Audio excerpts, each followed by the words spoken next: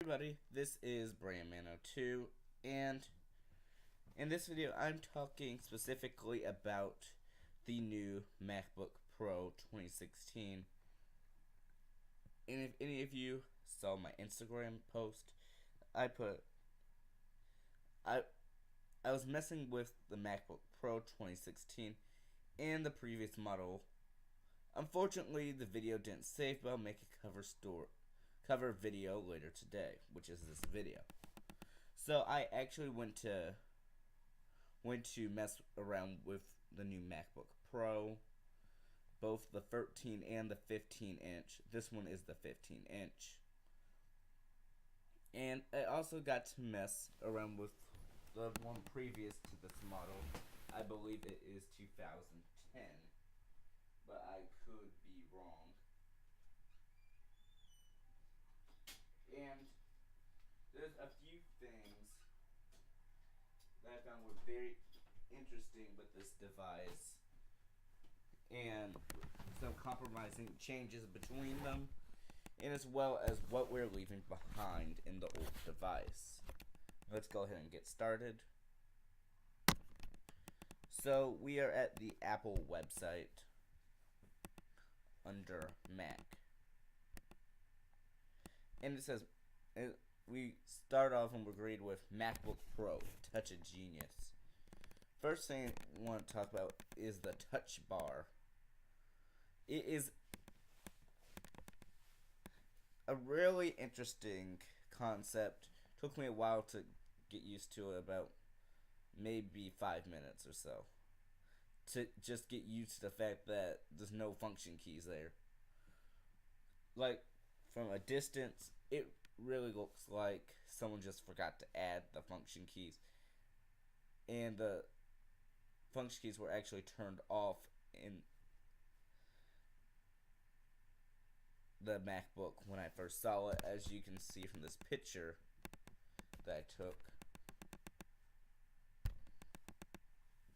And the fingerprint sensor, I wasn't able to use it because I do not own it, but it did seem to me a little odd that there was a fingerprint sensor like that built in.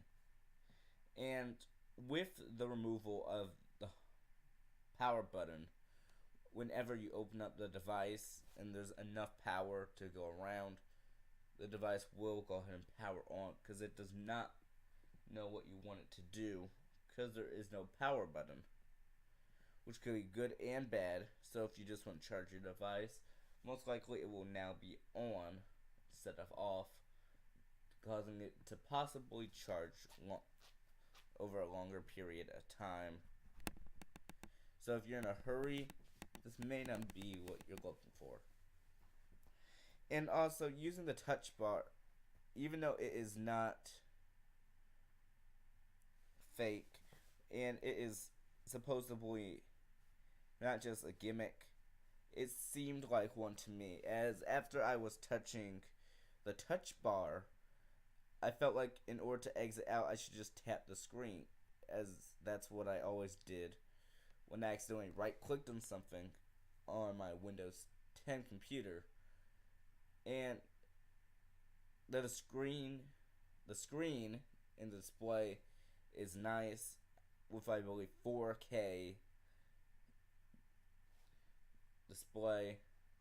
Looks really nice, but even though I'm not really a huge fan of touchscreen computers, at this price, it definitely should have been touchscreen and not just the touch bar.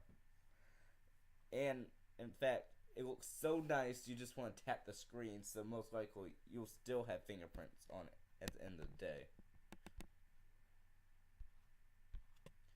And even though I did actually see all of the Mac mounts, I'm going to go ahead and click on MacBook Pro.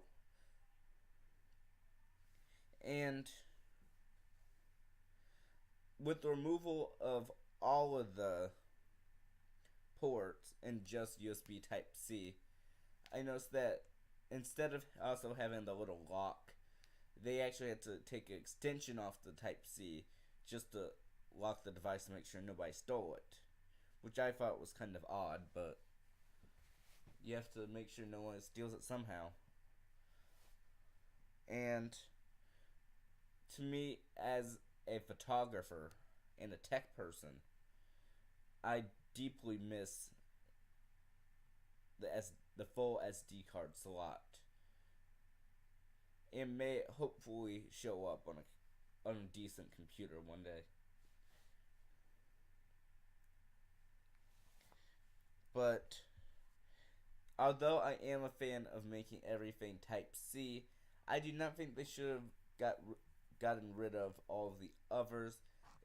Instead, have done what other manufacturers such as Dell has done, as well as Asus, and just had mixture of Type C and the current adapters. That way, if that device lasts, it can go into the Type C world with Universal, but yet it can also last in this world. That is my same thought on the removal of the headphone jack, which was actually the oldest currently used port still used in computers.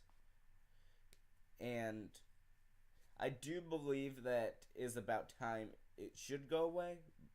However, I don't think this is the right time.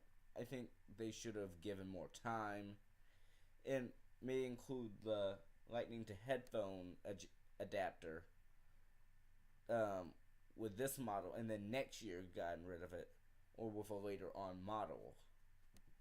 That way they can slowly progress into it rather than just forcing everybody into it.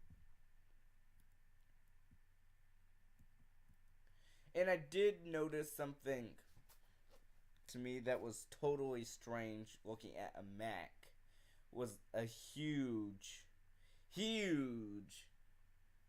trackpad. I am not a Mac person, and actually I want to do a Mac challenge where I use it for a few days or so, see how I adjust. But coming from Windows 10 and Windows 7, and also from using, I believe, the 2010 Mac, the trackpad is huge. Trackpads do not need to be that big. However, the old ones were way too small, so I guess this will do. As Windows 10 ones are slightly smaller than that, and the ones from Windows 7, which I am used to, are slightly smaller than that. Then the ones from previous Mac are even smaller than that. So this is definitely a big improvement over the previous.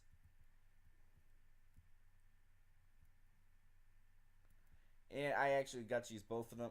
The one in this picture over here is the 15-inch, as I mentioned before. And it did feel very light, and testing it out with the other one from, I believe, 2010. That one was much heavier, while this one was much lighter.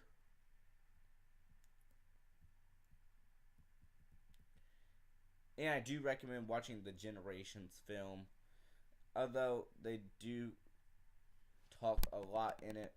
I do recommend watching, and I'm going to put that link down below in the description.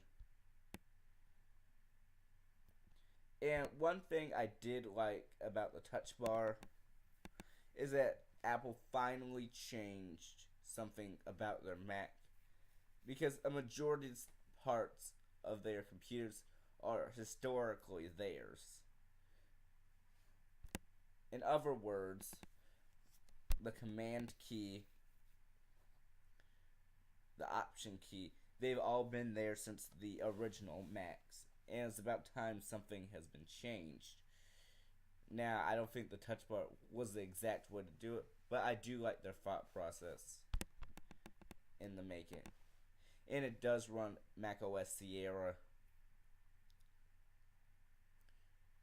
And it does include Siri. I tested out Siri, and she didn't seem to recognize a lot of what I said. And she just considered everybody John. I'm assuming like John Doe, John Smith. But yeah.